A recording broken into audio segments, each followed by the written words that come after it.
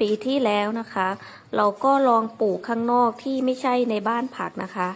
ต้นของเขาก็ออกมาค่ะ แต่ว่าโดนแดดนะคะ เผาไหม้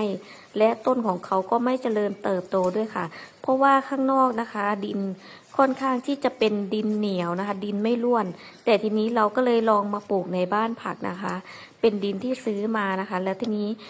แล้วก็ไม่ได้โดนแสงแดดมากจนเกินไปค่ะ ต้นเขาก็ค่อนข้างที่จะโตสวย และให้ผลผลิตค่อนข้างที่จะ